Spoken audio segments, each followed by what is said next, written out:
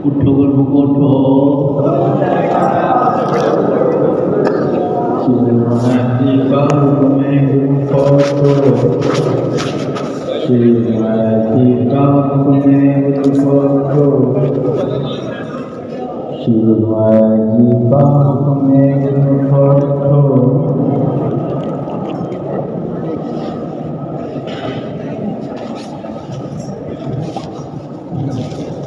बोलो जयकारा श्री गुरु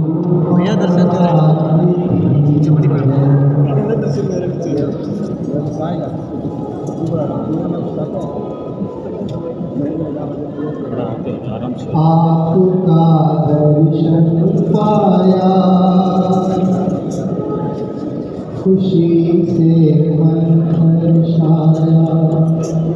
आपका दर्शन पाया, खुशी से मन हर्षाया। ऐसे ही मिलती रहे चरणों की शीतल छाया। ऐसे ही मिलती रहे चरणों की शीतल छाया।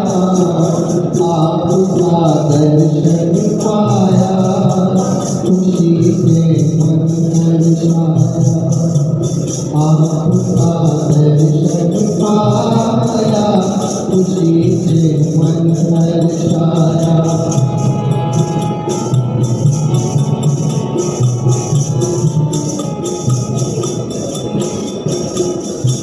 मिले दीदार तुम्हारा, मिले प्यार तुम्हारा।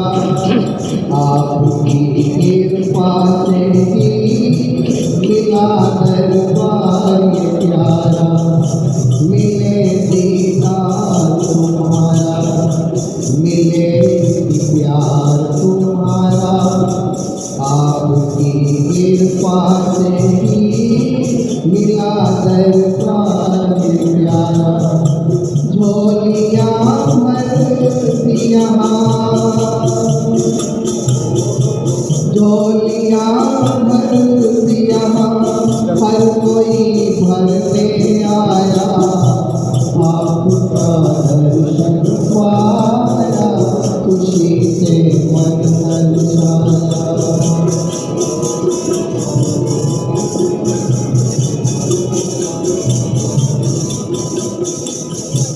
अनगिनत आपने स्वामी किए उपकार में हमारी। ये महिमा वर्णि न जाए प्रभु जी महिमा तुम्हारी। अनगिनत आपने स्वामी किए उपकार में भारी। ये महिमा वर्णि न जाए प्रभु जी महिमा तुम्हारी। प्रेम में डूब गए सब, हो प्रेम में डूब गए सब। ऐसा अमृत पिलाया, आपका दर्शन पाया, खुशी से मन हर्षाया। आपका दर्शन पाया, खुशी से मन हर्षाया। बोलो जयकारा बोल मेरे श्री गुरु महाराज की जय। सभी गुरुमुख प्रेमियों से सप्रेम जय सच्चिदानंद।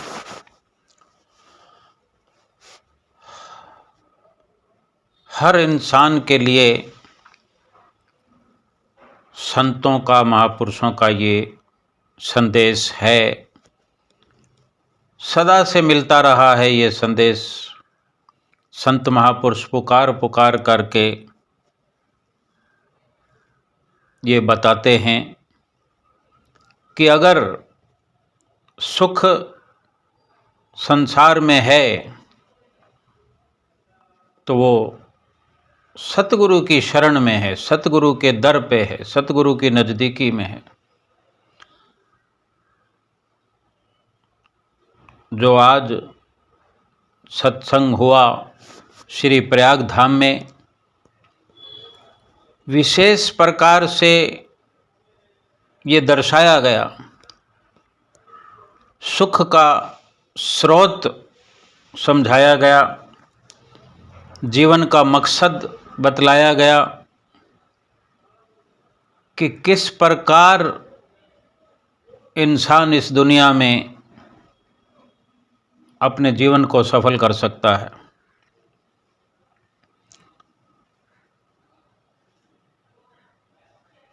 सतगुरु सुख सागर जग अंतर होर थाएं सुख नाही, कि संसार में वक़्त के महापुरुष सतगुरु सुख देने वाले हैं, सुख बांटने वाले हैं। उनकी चरण शरण में सुख है और कोई इस संसार में सुख का ठिकाना नहीं है, कोई और जगह नहीं है। सतगुरु के चरणों में सुख मिलता है और सुख भी वो जो फिर हर प्रकार से जीव को सुखी कर देता है।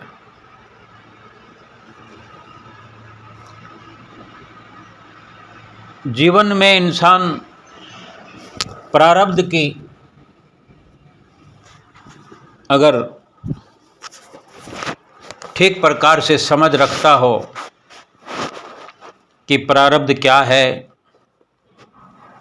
प्रारब्ध की ताकत क्या है, तो महापुरुष ये बताते हैं, समझाते हैं कि प्रारब्ध न्योता भेजिया, जब लग शरीर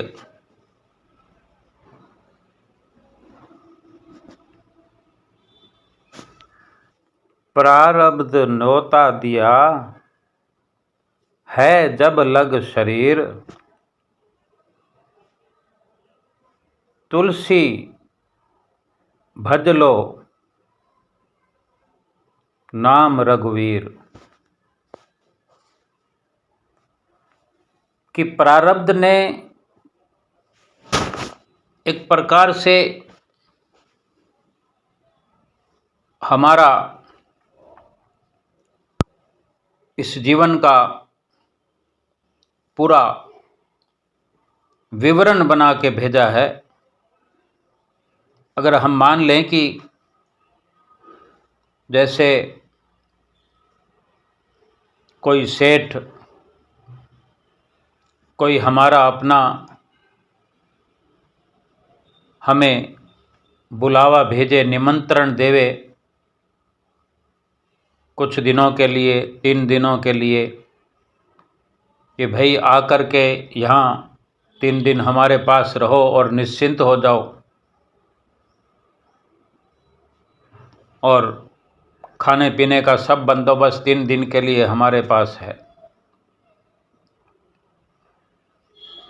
तो वास्तव में ये निश्चिंत करने वाली बात है कि हमें निश्चिंतता हो जाएगी कि अब हम 3 दिन के लिए निश्चिंत हो गए। इसी प्रकार प्रारब्ध भी,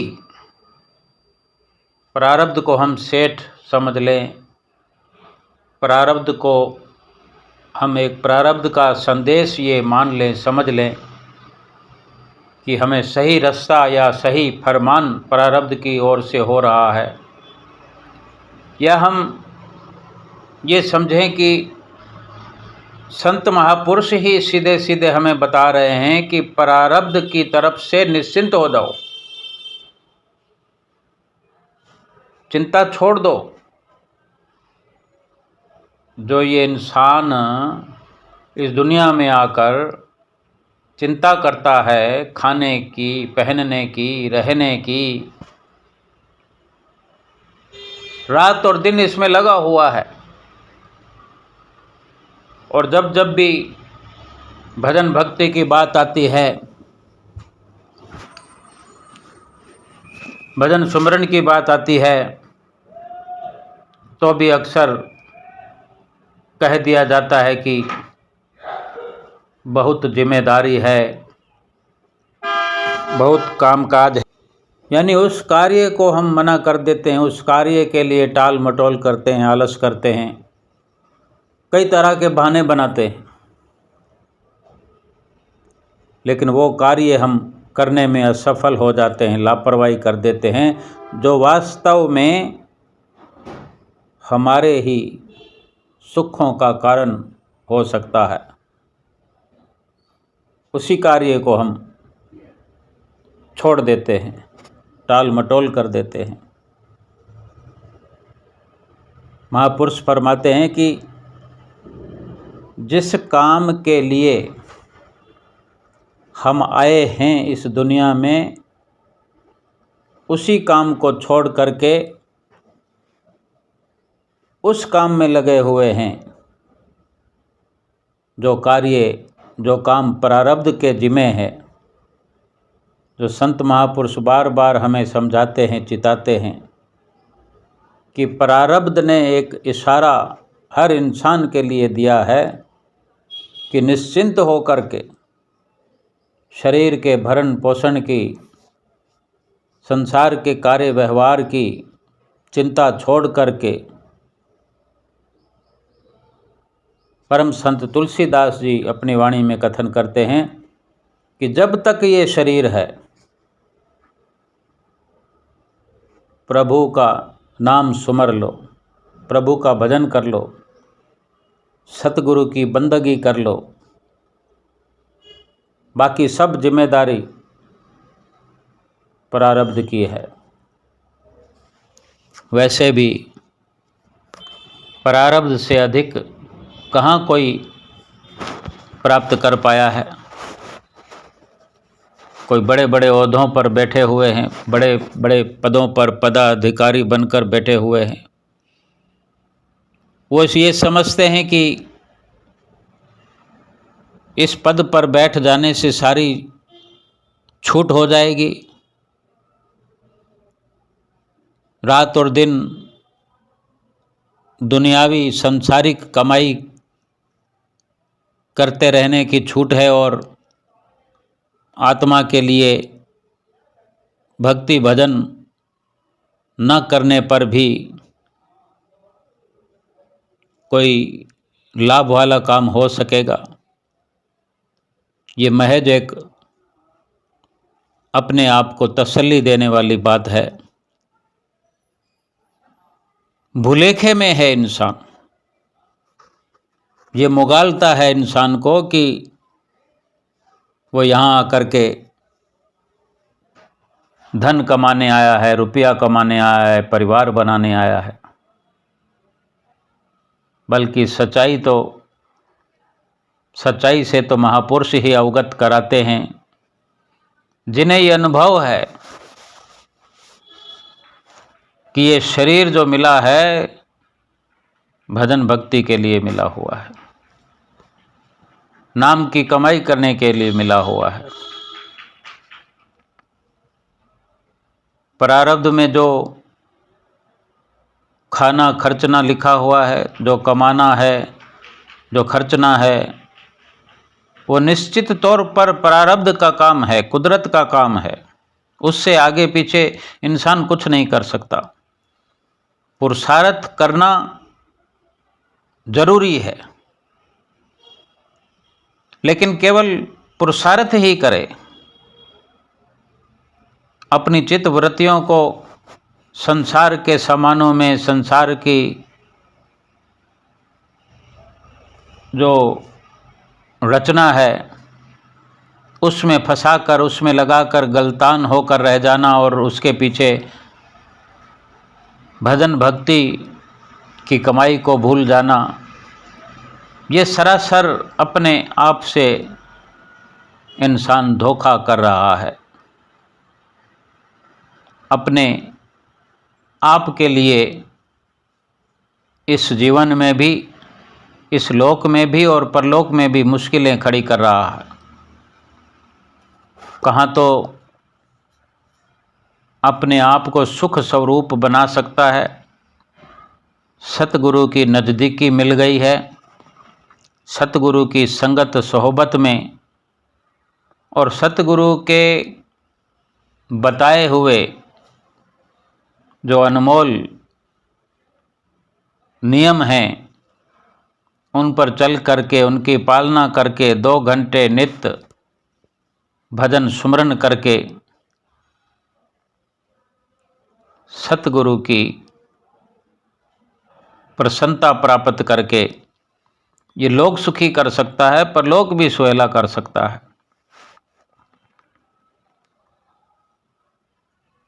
जब ये शरीर मिला ही इसीलिए है। तुलसी भज लो राम को जब लग ये शरीर।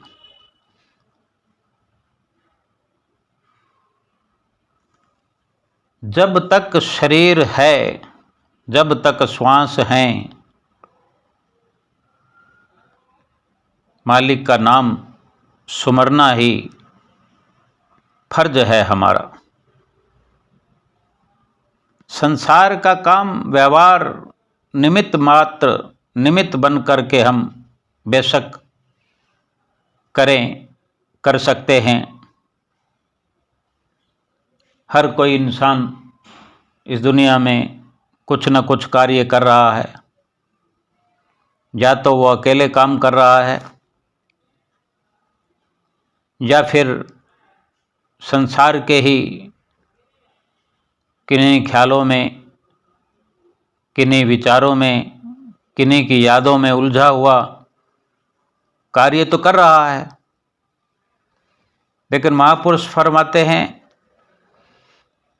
कि अगर संसार का कार्य व्यवहार भी हम करते हैं तो सतगुरु को साथ लेकर करें, यानी सतगुरु की यादों में, सतगुरु के ख्यालों में,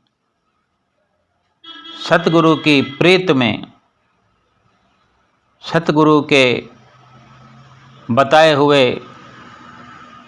नियमों की पालना करते हुए संसारिक कार्य व्यवहार करें। और फिर जिसका हम सुमरन करते हैं, जिसका ध्यान करते हैं, वही असर हमारे रोम रोम में, वही प्रभाव हमारे रोम रोम में हो जाता है। जब तक शरीर हमारा रहता है, जब तक श्वास रहते हैं, उठते बैठते चलते फिरते सतगुरु का ध्यान हमारे अंतःकरण में बसा रहे। संसार की परछाई मात्र भी, संसार की जो तासीर है, संसार की तासीर केवल दुख है, वो परछाई भूले से भी कभी हमारे जीवन में नहीं पड़ सकती। सतगुरु की नज़दीकी हम देखें, सतगुरु का दर्शन करने मात्र से कितना सुख मिल जाता है। सतगुरु के सामने बैठने मात्र से कितना सुख मिलता है। हम स्वयं ये विचार अपने अंदर करें, अपने आप से विचार करें कि जब श्री दर्शन हाल खुले होते हैं, आज श्री गुरु महाराज जी जैसे ही श्री प्रयाग धाम में श्री दर्शन हाल में कृपा फरमाई, 5 सवा 5 बजे के बीच में श्री गुरु महाराज जी सिंहासन पर आकर विराजमान हुए। जैसे ही पर्दे खुले, श्री गुरु महाराज जी ने माइक अपने कर कमलों में लेकर सभी गुरुमुख प्रेमियों को उठने का आदेश दिया। जो सब नतमस्तक हुए, दंडवत प्रणाम किए हुए गुरुमुख प्रेमी अपने सतगुरु के चरणों में साष्टांग दंडवत प्रणाम की मुद्रा में थे। श्री गुरु महाराज जी ने सर्वप्रथम सबको उठाया, हुक्मनामा फरमाया उन क्षणों की, उन लम्हों की हम संसार के किसी भी धन से, पदार्थ से तुलना नहीं कर सकते। ये हर गुरमुख जानता है। अगर हम ये लम्हे, ये घड़ियाँ, इस वक़्त की, इस दर्शनों की, ऐसे श्री गुरु महाराज जी के वचनों की महानता न समझते होते तो फिर हम संसार को पीठ देकर कैसे आ जाते श्री गुरु महाराज जी के चरणों में। हम ही कहते हैं ना, हमारे पास बहुत काम है, बहुत जिम्मेदारियां हैं, लेकिन कहीं ना कहीं तो हमें ये कुदरती समझ है। बेशक लापरवाही हम करते होंगे, हो जाती होगी, कि हम कह देते हैं समय नहीं है, या टाल मटोल कर देते हैं, 5 नियमों की पालना नहीं कर पाते या नहीं करते या नहीं कोशिश करते। लेकिन ये तो सच्चाई हम समझते होंगे, जानते होंगे, तभी तो कुछ ना कुछ छोड़ करके हम आते हैं।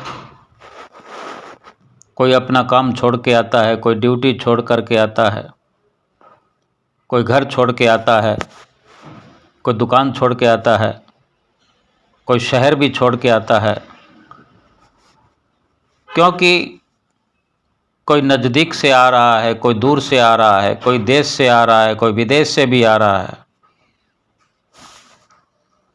कोई कुछ खर्चा करके आ रहा है, कुछ अधिक खर्चा करके आ रहा है। चाहे स्थूल रूप से कैसी भी समझ रखता हो,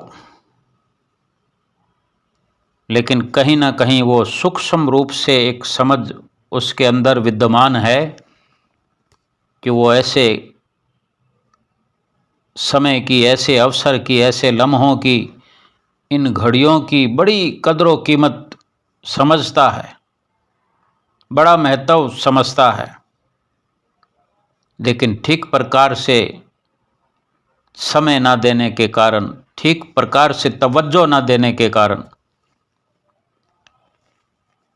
पूरा पूरा लाभ नहीं उठा सकता।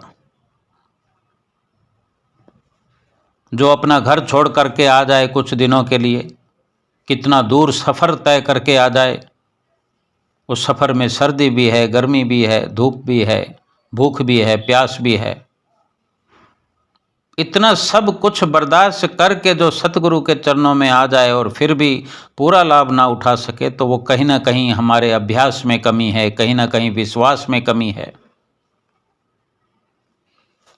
प्रारब्ध में कोई कमी नहीं है। प्रारब्ध तो हर किसी को न्योता दे रहा है। जो भी इस दुनिया में आया है, सब के लिए प्रारब्ध का न्योता है कि जब लग शरीर है तब लग भज रघुवीर। जब तक शरीर की यह इमारत खड़ी हुई है तब तक भजन सुमरन करो, भक्ति करो, भगवान का नाम सुमरो।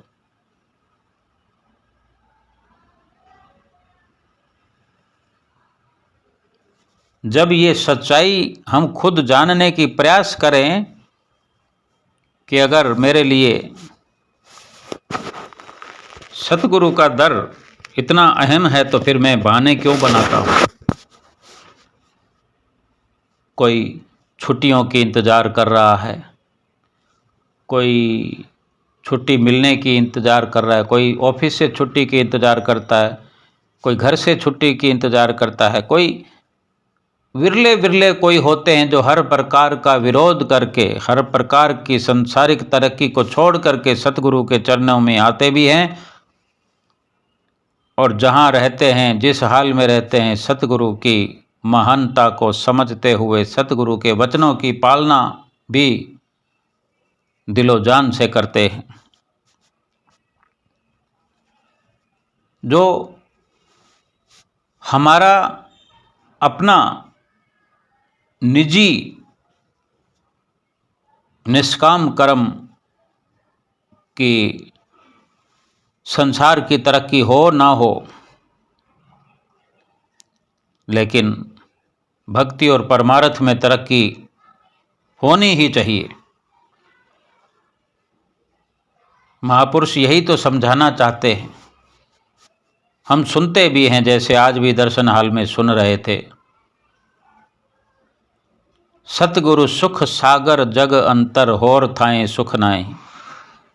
जब और किसी शय में और किसी ठिकाने पर और किसी जगह में सुख है ही नहीं, तो इस सुख के ठिकाने को, सुख के खजाने को छोड़ करके फिर हम कहाँ सुख के लिए भटक रहे हैं। रुपया पैसा कमा लेने से सुख थोड़ा ही मिल जाएगा, कुटुंब परिवार बना लेने से सुख थोड़ा ही मिल जाएगा। कितना जतन करते हैं रुपया कमाने के लिए, टाइम टू टाइम पहुंचते हैं ड्यूटी पर। कोई स्कूल का टीचर हो, अस्पताल का डॉक्टर हो, क्लिनिक का डॉक्टर हो, इंजीनियर हो, किसी प्रकार के ऑफिसर हो, टाइम टू टाइम। कंपनियों में एम्प्लॉयज़ होते हैं जहाँ पर कार्ड लगता है, हाजिरी लगती है, समय पर वहाँ पर पहुँचना पड़ता है। रेलगाड़ी को देख लो, जिसको सफ़र करना है रुपया पैसा लगा के टिकट करवाते हैं। कोई 1 महीना पहले, कोई 2 महीना पहले, कोई 3 महीना पहले टिकट करवा के रखते हैं। 3 महीने तक राह देखते हैं कि मुझे फलां दिन ट्रेन में चढ़ना है, इतने बजे की ट्रेन है। अब अगर 3 महीने तक वो वार या तारीख याद रखने पर उस दिन ये गलती हो जाए, एक दिन की भूल चूक हो जाए, थोड़ी देर के लिए भूल जाएं कि हमारी टिकट आज की नहीं, कल जाना है हमें, और वास्तविक तारीख निकल जाए, फिर पछताना पड़ेगा। फिर 2 गुना पैसे देने पर भी वो टिकट नहीं बनेगी। फिर कितना मुश्किलात का सामना करना पड़ेगा। जब इतना परिश्रम कर लेने के बाद, इतनी सचेतता को अंजाम देने के बाद, थोड़ी सी लापरवाही करने से संसार के सांसारिक थोड़े से सफ़र के लिए इतनी मुश्किल खड़ी हो गई। या फिर हमें तारीख भी याद है, वार भी याद है, घर से निकले हैं लेकिन थोड़ा देर से निकल गए, या रास्ते में कोई चूक हो गई, भूल हो गई, गाड़ी निकलने से 1 मिनट की देरी हो गई, फिर कौन जिम्मेदार होगा? गाड़ी को कौन लौटा कर लाएगा वापस? जो गाड़ी निकल गई वो निकल गई। हर प्रकार से सचेत होकर इंसान दुनियावी कार्य व्यवहार में चलता है। अब हम ये विचार करें कि सारे प्रकार से प्रयास करके सतगुरु के चरणों में हम पहुंच जाते हैं, तो ये तो निश्चित है कि हम सतगुरु की महानता को भी समझते हैं। सतगुरु से क्या मिलता है, क्या मिल सकता है, क्या मिल रहा है, ये भी समझते हैं। फिर पूर्ण रूप से क्यों अनजान बनकर रहते हैं? सतगुरु कभी ये भी नहीं कहते कि प्रत्यक्ष रूप से हमारे सामने महीनों तक जमे रहो या बरसों तक जमे रहो। हम जहाँ भी रहें, केवल उनसे एक सूक्ष्म तार हमारी जुड़ी रहे, जो हमें रास्ता बताते हैं, बता दिया है। 5 नियमों की पालना के बारे में समझाते हैं। 2 घंटे भजन अभ्यास हमें नित्य प्रति याद दिलाते हैं। उसमें फिर हम टाल मटोल करते हैं, जबकि भली भांति ये जानते हुए कि सतगुरु जैसा हमारे जीवन में और कोई नहीं है, जिनके चरणों में सुखों का खजाना है, जो सुखों की दात हमें बख्शते हैं, बख्श रहे हैं।